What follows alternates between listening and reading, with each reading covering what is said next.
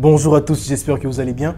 Aujourd'hui, on se retrouve pour un tout nouveau concept consacré à l'analyse des œuvres de la pop culture, telles que les mangas, les bandes dessinées, les cartoons. Et ce concept, je l'ai appelé l'analyse.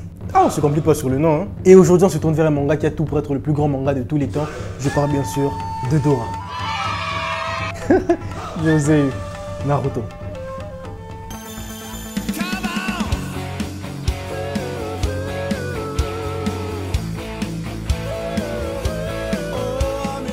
Naruto est un manga du style shonen, scénarisé et dessiné par Masashi Kishimoto, publié par la Shueisha entre 1999 et 2014, mettant en scène le personnage de Naruto Uzumaki, un ninja du village de Konoha qui a pour rêve de devenir Hokage, qui est le titre accordé au chef du village.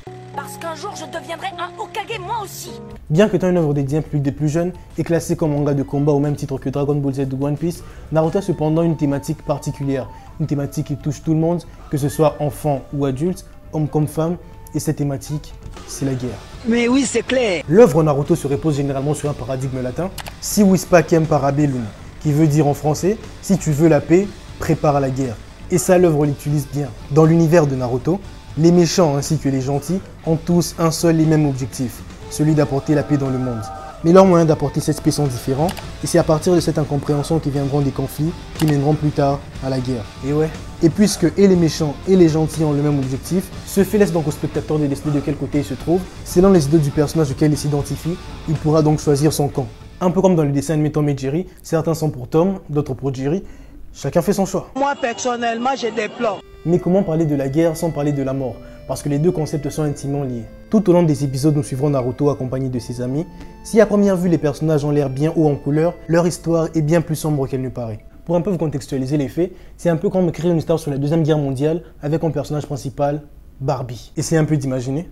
Barbie est de retour dans un nouveau film disponible en DVD. Et oui, c'est un peu difficile d'imaginer un tel scénario parce que les personnages hauts en couleur ont rarement des histoires tragiques. Et par conséquent, ils sont difficiles à tuer. Mais malgré tous ces personnages hauts en couleur, on retrouve quand même un bon nombre de morts dans l'œuvre au fur et à mesure que l'histoire évolue, les thématiques devenant de plus en plus sérieuses et logiquement, plus de morts. Voilà pourquoi dès le premier arc, le manga nous plonge dans le bain cruel qu'est l'univers dans lequel évolue Naruto, nous montrant par la suite que la mort est bel et bien présente dans l'œuvre et que personne n'en est à l'abri. Le troisième Hokage est Hiruzen, Gaara et même le maître de Naruto, Jiraiya. Jiraiya est l'un des 3 Sannin légendaires du village de Konoha, mais aussi mentor de Naruto. Durant toute l'œuvre, Jiraiya est représenté comme un vieux pervers et aussi menteur, enchaînant les délires à gauche et à droite sous prétexte que c'est pour les causes de sa mission d'espionnage. En gros, on sait qu'il est fort, mais puisqu'il enchaîne les délires à gauche et à droite, on ne le prend pas trop au sérieux. Mais cela changera lors de l'arc fatidique, l'arc Pain. Au cours de l'arc Pain, nous retrouvons un ancien élève de Jiraiya du nom de Nagato. Nagato est un ninja que la guerre a détruit. Dégoûté par ce monde, il veut en créer un nouveau, un monde d'illusions où tout le monde vivra en paix. Il crée alors ses entités quasi mortelles qu'il nomme Pain. Alors en mission d'espionnage, c'est ainsi que Jiraiya croisera la route de Pain et s'en suivra un affrontement qu'on n'en a jamais vu dans l'œuvre.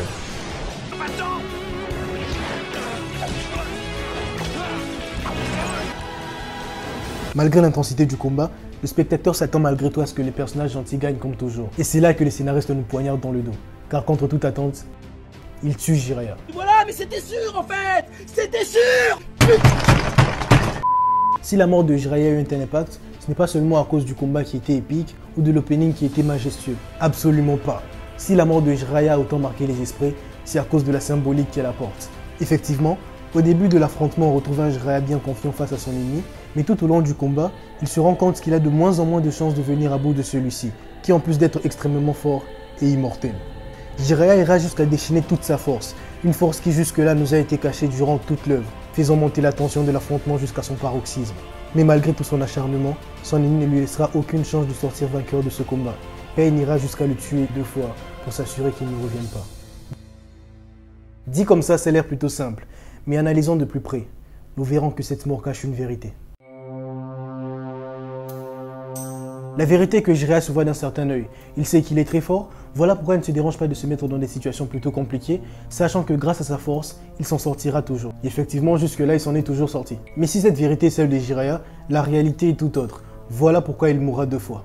La première mort est celle du Sannin légendaire, ce ninja à la force extraordinaire qui ne se dérange pas de prendre la vie à la légère, ne se reposant que sur sa force. Voilà pourquoi après avoir utilisé toute sa force face à son adversaire, il est donc à la merci de celui-ci, qui n'hésitera pas à les tuer de la manière la plus sauvage qui puisse exister. Mais cette mort, Jiraiya en est plutôt déçu. Et il a de quoi l'être. Car là où son maître ainsi que son élève ont réussi à avoir des morts plutôt héroïques, tout en s'assurant de laisser la paix derrière eux, Jiraiya lui s'en va sans avoir accompli grand chose.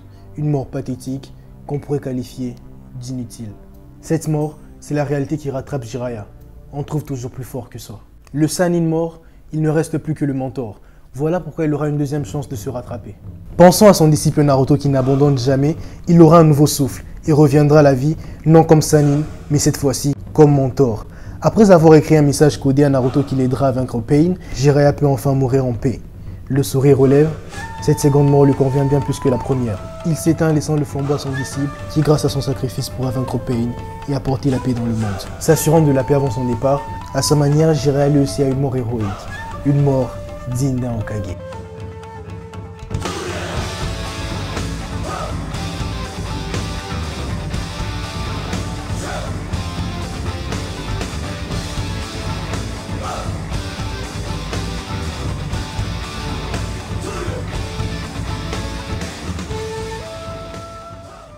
La mort de Jiraiya veut tout simplement dire qu'il est temps pour Naruto de voler de ses propres ailes. Voilà pourquoi on remarquera plus tard dans l'œuvre qu'après la mort de Jiraiya, on retrouvera un Naruto de plus en plus mature, plus posé sur lui, un Naruto qui gravira les échelons, passant du raté du village jusqu'à réaliser son rêve, celui de devenir Hokage.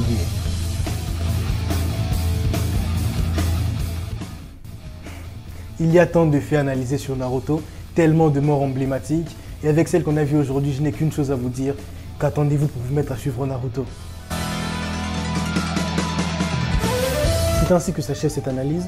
Si elle vous a plu, n'oubliez pas de mettre un pouce en l'air. Moi, je vous dis à la prochaine. Naruto, tu es l'enfant de la prophétie, je le sais à présent. À toi de jouer.